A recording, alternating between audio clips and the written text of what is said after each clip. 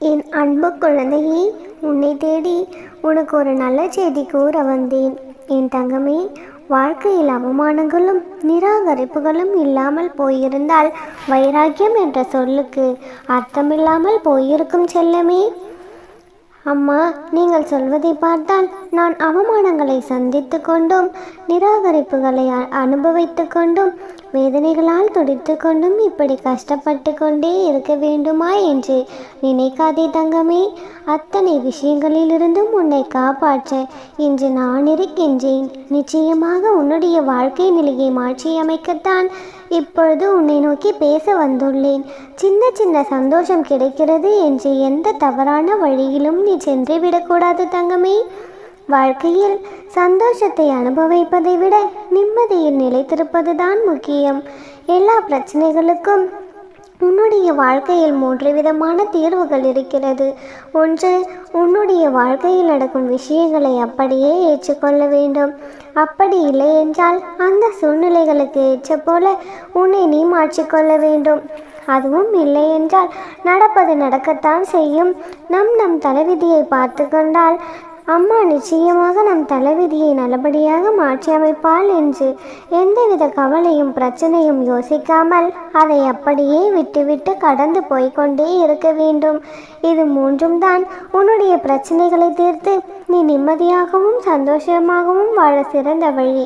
உன்னால் ஏற்றுக்கொள்ள முடியாத விஷயங்களை, உன் மனதை கஷ்டப்படுத்தக்கூடிய விஷயங்களை உன்னால் முடிந்தால் மாற்றிப்பார். மாற்றிக்கொள்ள முடியாத விஷயங்களை அப்படியே விட்டு தள்ளிவிட்டு கடந்து போய்கொண்டே இரு. தலையில் நீளமாக முடியிருக்கும்போது அதை அழகுபடுத்தி ரசித்து பார்க்கும் அதே மனிதர்கள் கீழே வெட்டப்பட்டு அது கீழே விழுந்த பிறகு ஏன் அருவருப்பாக பார்க்கிறார்கள்? எதுவாக இருந்தாலும் அது இருக்கும் இடத்தை பொறுத்துதானே அதற்கு மதிப்பும் மரியாதையும்.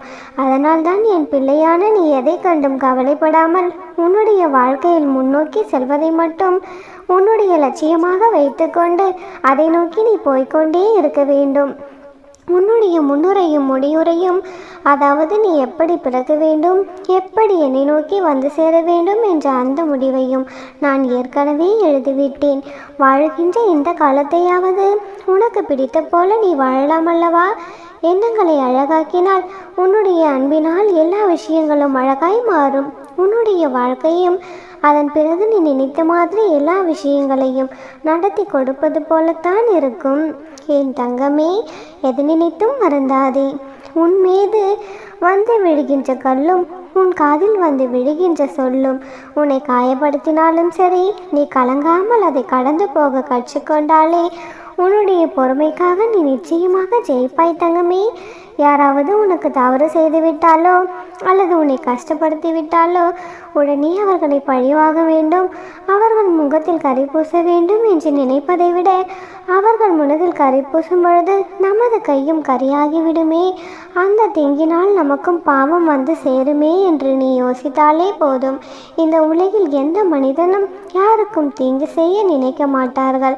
அப்படிப்பட்ட நல்ல குணமுள்ள என் பிள்ளையாகத்தான் நீ இருக்க வேண்டும் என்று நான் நினைக்கிறேன்.